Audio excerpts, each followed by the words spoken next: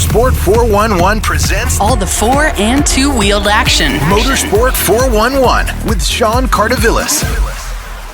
Welcome to Motorsport 411, your home for all your four- and two-wheel action in Africa.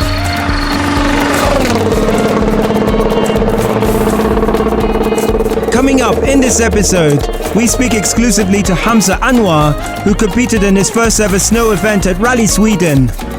And we have a full roundup of Rally Sweden with World Rally Championship commentator Becs Williams. All the four- and two-wheeled action. Motorsport 411. Welcome to the episode. So Hamza Anwar and Adnan Din finished 36th overall in their first ever snow event at Rally Sweden. The duo are representing Kenya and Africa at large in the Junior World Rally Championship. After the event, I spoke to Anwar. Hamza, thank you so much for speaking to us on Motorsport 411. Congratulations to you and Adnan Din. How was the event for you? First of all, thank you very much. The Rally Sweden was interesting. It was a really fun event, and but at the same time, because we were learning on the job, it was something of its kind. We kind of treated it like a safari, because it was really difficult to get through the conditions, and snow, ice, gravel, a lot of rocks in some places, in the ruts as well. But it was a good event. We walk away from Rally Sweden with a lot of experience and a lot of knowledge gained. Now, in speaking to Karan Patel earlier, he was talking about the grip levels, how insane the grip levels are on ice. The grip levels are amazing. It's more than gravel. It's not what we expected. The more you have about 7 millimeters worth of studs on the narrow Pirelli tires. So the more you brake, the harder you brake into a corner, the spikes actually grip better. They dig into the ice, and as you're powering early throttle, it kind of pulls you through. And where gravel, when you brake, you're expecting the car to slide a little. On ice, it almost doesn't slide. It just tears into the ground.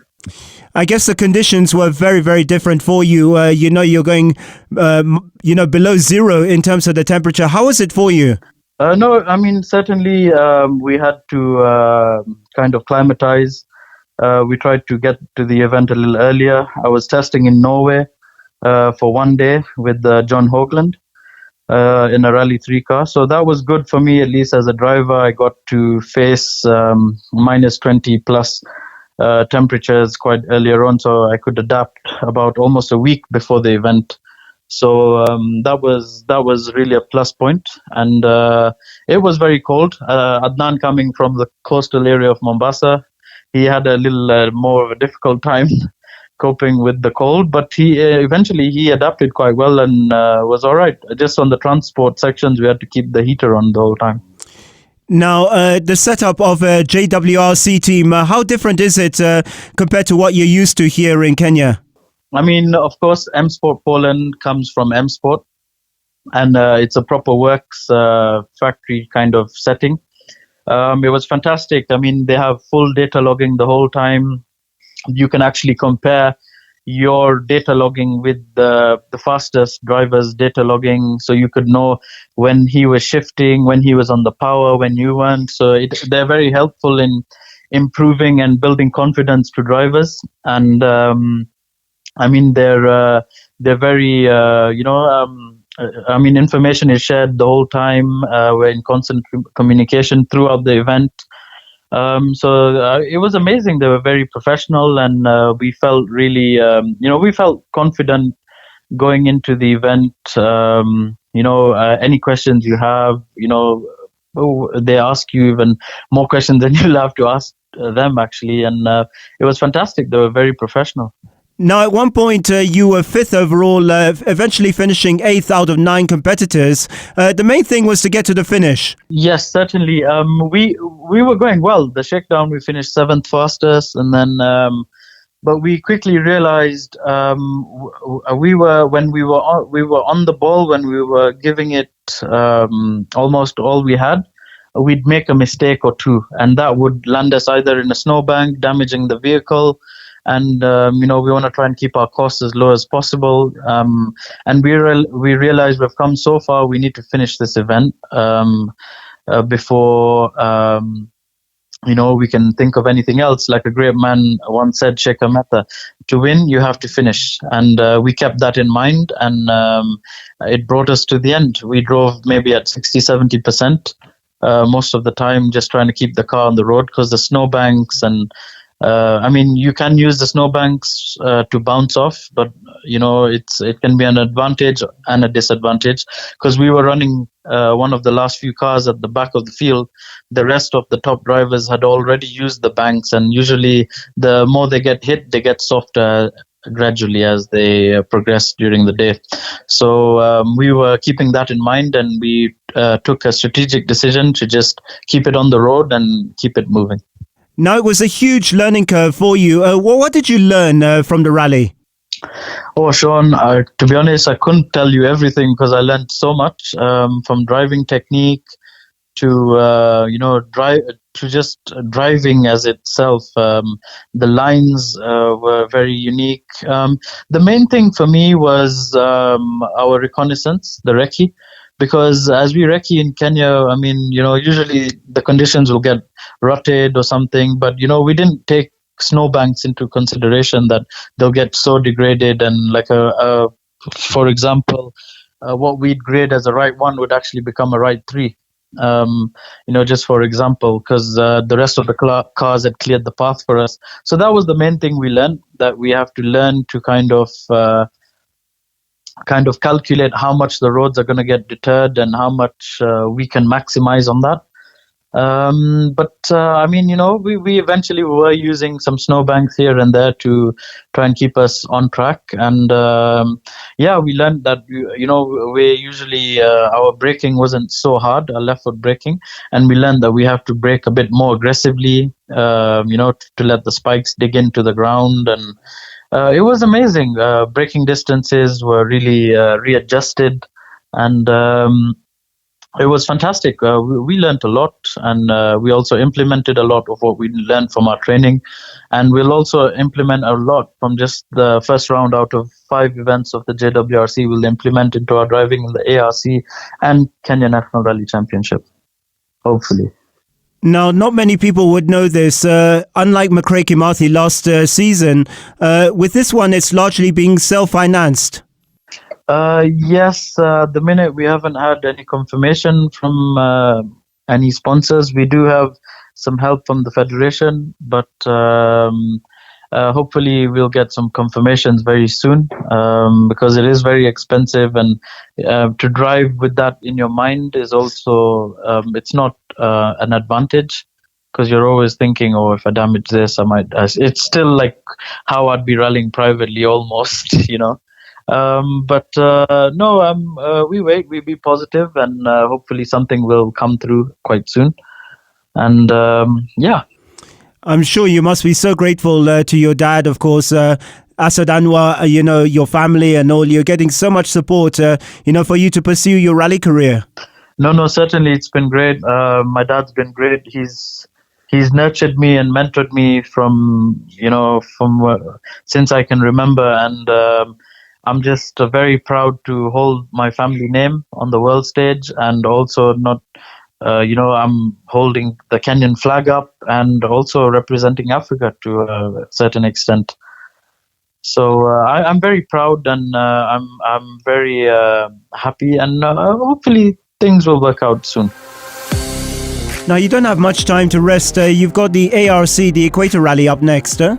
Yeah, certainly the Equator. We're going to have a lot of events. We have Africa Rally Championship events. We have the national events this year. So it's going to be a really full-packed year for us. So we're going to make the most out of it. And we're really looking forward to also our own events. We look forward. You must have been really proud hearing of Jeremiah and McRae finishing 1-2 in Machakos. Yeah, unfortunately, I wasn't around. That would have been probably the whole a podium of the Rally Star team. But soon hopefully we'll catch up with them. But no, it was a phenomenal dice between the two drivers, and they managed to hold up quite a lot of people. So that was nice to keep everyone warm. Now, in terms of you competing globally, for how long do you think you can keep this up if you're being self-financed? Is your father happy for you to try and do the whole season, or how's it going to work out? To be honest, we are looking for sponsorship because, as everyone knows, rallying isn't cheap, and rallying certainly on the world stage is not going to be any more cheaper. So there's a lot of people interested, but we're calling to different corporates and marketing teams to actually come on board and come and see, get in touch with us and come and see the vast opportunities they have marketing wise, and how we can all grow as one, as a team. Now, a quick word about Adnan Din. He's, a very popular figure locally, within local motorsports, but he's also really, grown with you in terms of your partnership. No, certainly, me and Adnan have got on really well. We understand each other's limits and bounds, and, we get on very well.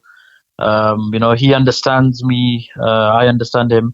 He can sometimes even advise me on a pace note. Sometimes I might struggle on recce, and he's always thinking for me, and always planning ahead. And no, he's been doing really well. It isn't easy to step up to the challenge of racing with the world's best on the elite level. So Adnan has been fantastic, and we got to the end, and we've been making good decisions, and may the partnership be blessed. Now, you got the Ford Fiesta, the R5, or what they call the Rally 2 car. You did use it in Uganda over the Christmas period. How often will you be using that?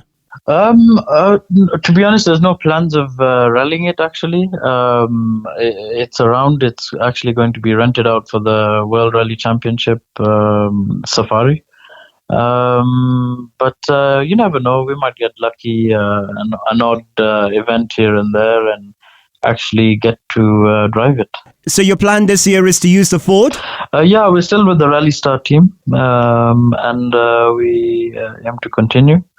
It was a 3-year project, but hopefully it still continues. It'd be nice to drive an R5, certainly, to get the hang of it a little bit. But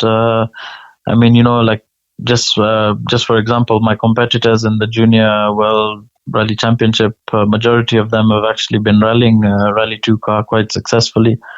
So it'd be nice to have an upgrade just for a little while. But we're very happy with the R3. It's running quite well, and hopefully we can put some results with it down this year. Our aim is actually to try and probably go for the wins. And last year we were quite conservative, trying to finish every event. Not that to say that we're aiming to not finish, but we kind of want to push our bounds and limits a bit more this year. All right, Hamza Anwar, thank you so much for speaking to us on Motorsport 411. Thank you very much for having me. Kanyottu, as always.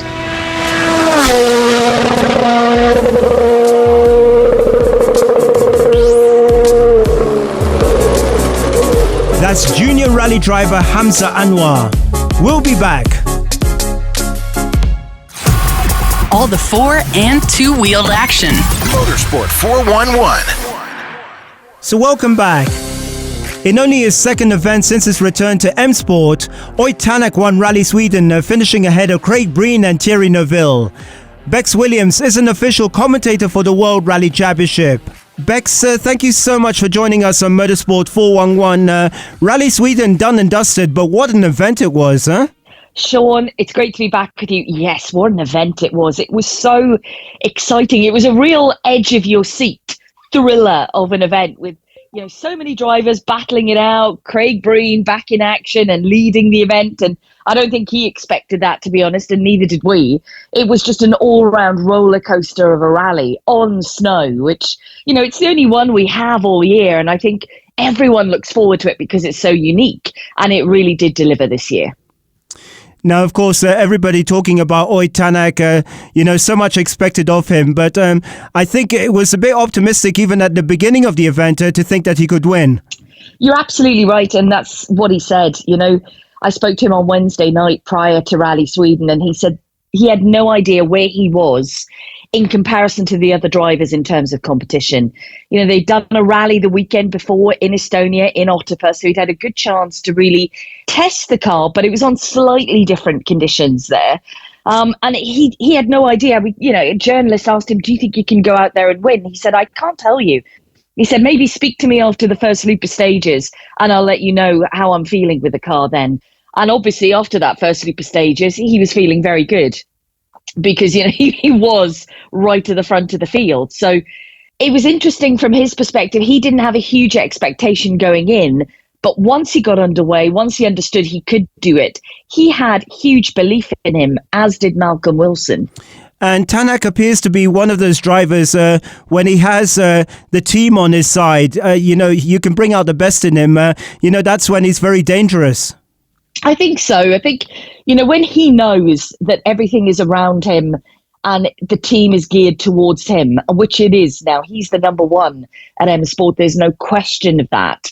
They are doing everything for him. And they said at the start of the year, their campaign is centered around the driver's title. They know they don't really have a huge amount of hope with regard to the manufacturer's title because their strong lineup exists within Tanak itself. He's a proven, rally winner. He's a former world champion. They're aiming for the driver's title. They're putting everything behind him. He knows that. He can feel that. And he says that a lot. He says, I'm pushing the team as hard as possible and they're pushing me as well. And I think that kind of dynamic is that's dangerous territory for Oit Tanak because that is where, as you said, he absolutely thrives. And that's good to see because he won rallies last year with Hyundai, but he was absolutely driving the doors off the car to be able to win those events. And I still think, even though, Sweden was a great win from Oit, it was fantastic. Still the best win in recent history from him is Rally Finland last year, where against adversity with a car that was not doing what he wanted it to, he was still pushing it to the absolute limit. And he was amazed that he was still there at the end of every stage. It's a great win for Tanak. It's a great start to his, championship campaign, but he's going to have a hard task in Mexico now because he's first on the road. He's leading the championship, first on the road. That's going to be hard on Friday of Mexico. Yeah, speaking of first on the road, it was always going to be tough for Kalle Rovanperä. He had a difficult weekend. He did have a difficult weekend. It just didn't seem to click. Yes, he was, as you mentioned, he was first on the road and that was a bit tough for him. But I think, they did struggle with setup issues at Toyota. None of the drivers were incredibly happy with the setups that they had during the weekend. You did see beautiful pieces of speed from Kalle. He set fastest times out there, but he was, he never got to the stage end and said he was 100% happy with the way the car was, which, normally he does.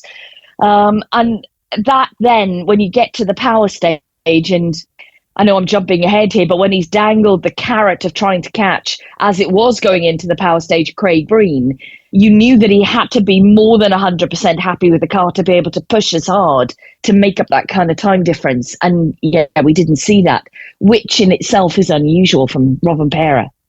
Now, one of the drivers of the week was Craig Breen. He was very, very impressive. Oh, he was. And I think it was a real delight to see him back on that form. The year with M Sport, for whatever reason, Sean, it didn't work for him. It didn't work for M Sport. It wasn't a right fit between the two of them. And it then made it for a very difficult season in 2022. Now he's back with a partial season. And my goodness, the joy on his face. I think everyone could really see that at stage ends. He was just on magnificent form and loving his rallying again. The difficulty did come, though, on the Sunday when I think, the realization hit, what happens when you're a partial driver and, the number one within the team is just behind you, Thierry Neuville. Team orders are going to come into play. Yes, and that got a bit embarrassing for Hyundai because, they pulled in Breen late to give him a penalty, but then Thierry Neuville still went and messed it up a bit in the power stage. Yeah, it was a weird situation. I have to be there, honest, Sean. I was right there watching it all play out because we were at Hyundai. We were at all the teams prior to the power stage, talking to the team bosses as is usual. Little recorded sections of the team bosses go into the power stage program. And I'd spoken to Rich Milner, and he was obviously very happy because they were leading. And I went to both Toyota and Hyundai, and neither had team bosses available for me to speak to them. And they said, both of them are in meetings. We're a bit delayed. And this is unusual. And I thought to myself, something's going on here. Something's going down. And eventually I got to speak to Cyril Abiteboul.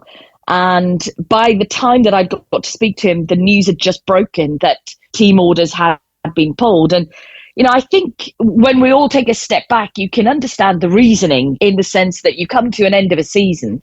And Malcolm Wilson, I'm sure, will tell you this himself, because I remember Jari Matti famously winning in Sardinia with Miko just behind and him not pulling team orders at the time. And Miko missed out on the championship by 1 point. So I can see it from a team perspective. They're thinking we need maximum points here. But unfortunately, what they didn't kind of bargain on was Neuville not doing well on the power stage, making mistakes. And then the difference between Breen and Neuville turning back around into Breen's favour. I mean, Cyril Abiteboul was very honest when I spoke to him afterwards, because I stayed with the team for the whole power stage. I watched the reactions as Craig Breen was faster than Neuville. Well, first of all, I watched the actions as Neuville made a mess of the power stage. And then Craig Breen did it, a good job in the power stage. And Cyril just, he kind of, at the end, he shrugged his shoulders and he said, look, we've tried something. We wanted to benefit our number one driver, the man who's fighting for the Drivers' Championship. We wanted to give him an opportunity. He didn't take it. And the words Cyril used were, the gods of speed have decided, and I like the gods of speed. So he was very pragmatic at the end. They tried something to benefit their Drivers' Champion, hopeful. It didn't work, and Craig's got second position, and he absolutely rubber stamped then that they wouldn't, obviously that result would stand. They couldn't change things around in any way because Rovanperä was too close. It would mean putting a Toyota on the podium if they gave Craig a penalty in any way. So it was an interesting situation to watch. And I think a lot of the fans out there, especially the Craig Breen fans, would be very, angry with the situation because they've just watched their man do an incredible job during the weekend, leading the event.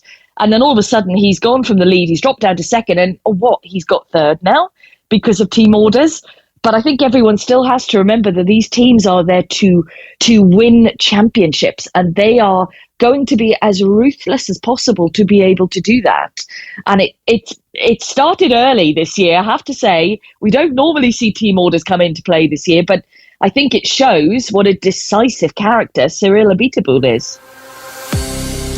Very, very interesting. Now, last year we had a lone Kenyan entry in the Junior World Rally Championship, McRae Kimathi. This year we've got Hamza Anwar, the young Hamza Anwar. I don't know whether you caught him at all over the weekend, and your thoughts on his performance? Very briefly caught up with him, and I have to say, Sean, the Junior Championship is looking really exciting this year because we've got, the majority of drivers are competing for the first time in the Junior Championship for a full season, where we only have one, returning driver in Will Crichton.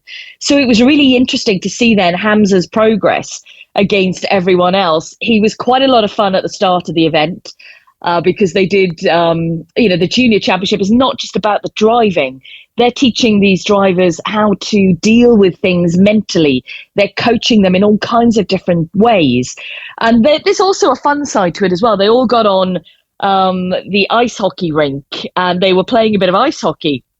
And he seemed to really enjoy that. He was a little unsteady on his skates at the start, but that's something he really seemed to enjoy. But I thought he progressed well in terms of performance during the weekend.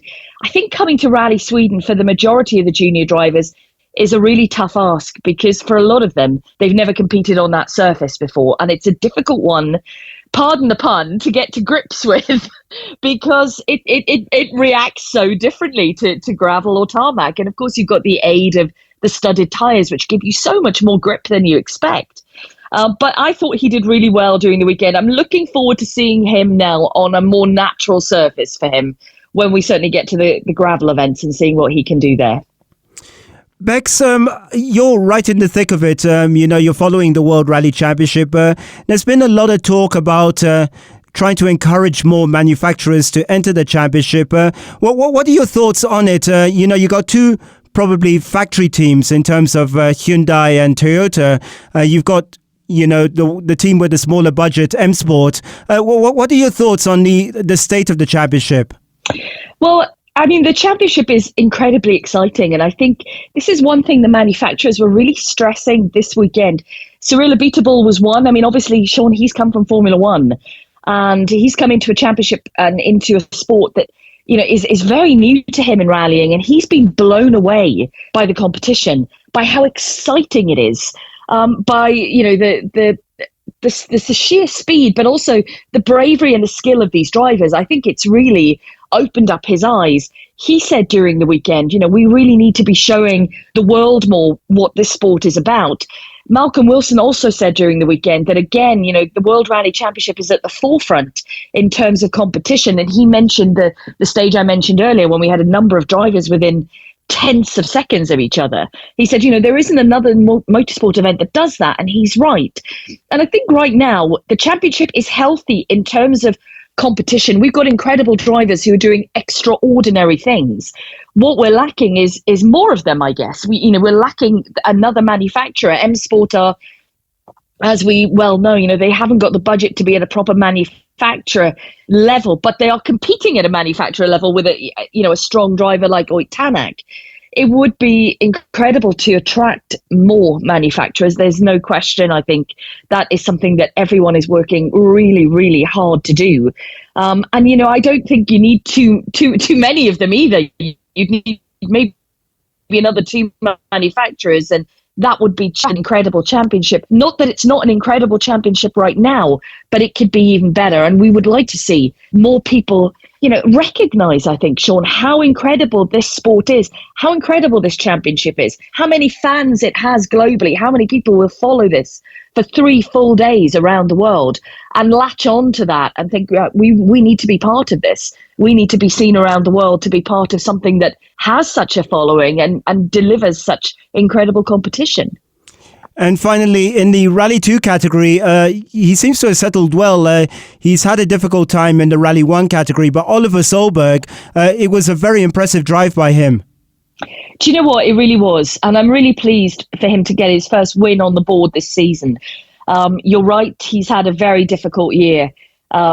With Hyundai, he stepped up into the Rally 1 category, and it was just a difficult, 2 seasons, to be honest. So he needs the change. And I think that change begins now with getting into the WRC2 category, which again is another highly competitive field this year. When you look at the level of drivers, not only experienced drivers, but new drivers who are really showing their worth. It's quite incredible. And for Oliver, he made it look easy, didn't he? I mean, he built up such an incredible lead early on, and then he had to just, be sensible, take it steady, not take too many huge risks out on the stages, because at the midpoint, he had a 30-second advantage over everyone else. He didn't have to floor it everywhere. I think we're going to see a bit of a different Oliver Solberg in terms of approach to rallies this year.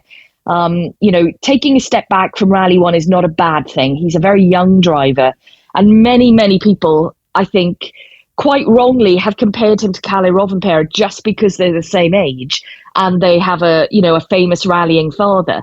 They're different drivers. Kalle is extraordinary and has moved on at a quicker pace than Oliver Solberg has. That doesn't mean that Oliver isn't as good as Kalle. They're just reaching their destinations at a different pace. And I think Oliver is certainly a massive star of the future. And I think taking the step back into WRC2 will give him the experience, give him the character building that he's had over the last 2 years. But he can start to see the sunshine days now the last 2 years they've been doom and gloom, but I think now it's back to getting the trophies again.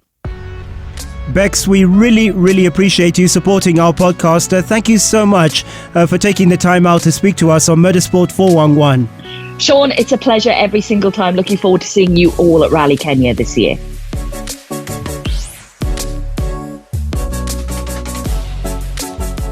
Motorsports 411 with Sean Cardovillis. So that's it for the show this week. Our thanks once again to Hamza Anwar and Becs Williams. Our thanks as always to Big City Studio.